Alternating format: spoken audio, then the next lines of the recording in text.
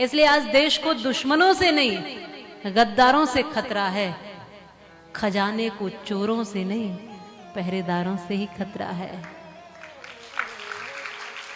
आज देश को दुश्मनों से नहीं गद्दारों से खतरा है, खजाने को चोरों से नहीं पहरेदारों से ही खतरा है। और धर्म रक्षा के लिए भी बड़ी सावधानी की आवश्यकता है, क्योंकि धर्म को नास्तिकों से नहीं धर्म के ही ठेकेदारों से खतरा है।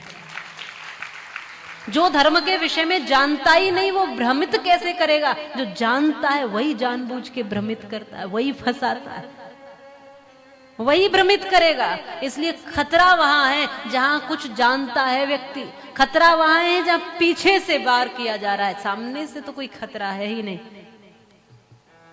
अब कोई तुम्हें सावधान कर दे और कहे कि देखो मैं अब थोड़ी देर बाद तुम्हारे गाल पर एक चांटा लगाने वाला, और तुम पीछे हट जाओगे, तुम इंतजाम कर लोगे, तुम मुंह पर कुछ पहन लोगे, संभल जाओगे, बच जाओगे। लेकिन कोई गले से लग के और तुम सावधान ही नहीं हो और गले से लग करके पीछे से वार करे, उसमें ज्यादा खतरा है।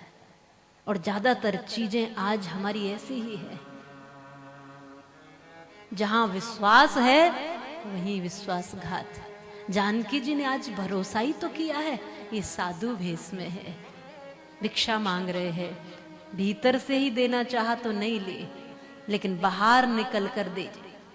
बाहर मर्यादा बंधी हुई भिक्षा नहीं चाहिए, कोई ऐसे वैसे साधु नहीं है हम। आज जानकी भरोसा करके साधुता पे भरोसा किया। यदि राक्षस बनकर आता, यदि अपने रूप में आता तो जानकी कभी बाहर आती? वो राक्षस साधु बनकर के आया, भीतर से राक्षस है बाहर से साधु। ये जो स्थिति है ये खतरनाक वाली है, भीतर से राक्षस और बाहर से साधुपन। ये कई बार हमारे यहाँ कहते थे ना बगुला भगत, बगुला भगत वाली स्थिति। बगुले को देखा है? इसको बगुला भगत क्यों कहते हैं संबोधन में? नकली व्यक्ति को कहा है, जिसकी भक्ति असली नहीं। जाप तो माला का चल रहा है लेकिन हृदय में उसके कपट है। बगुले को देखना, कभी पानी में खड़ा होगा, एक पैर पे खड़ा, एक पैर को ऊपर किए, एक पैर को पानी में टेके हुए और शांत खड़ा, हिलता भी नहीं है। उसको देखकर लगेगा कोई बहुत पुरानी चोंच में भर लो। ये भजन करने के लिए नहीं, ये तो हमारे परिवारों को खत्म करने के लिए बैठा है। तो सावधानी वहां रखनी है। तो ये कथा कहती है ऐसे स्वयं भी मत बनो, भीतर कुछ और बाहर कुछ। भक्त में चार चीजें नहीं होनी चाहिए, ये ब्रज के संत कहते हैं, बनावट, मिलावट, दिखावट और सजावट। ये भक्त में होती ही नहीं। भक्त जैसा है बस वैसा ही होता है।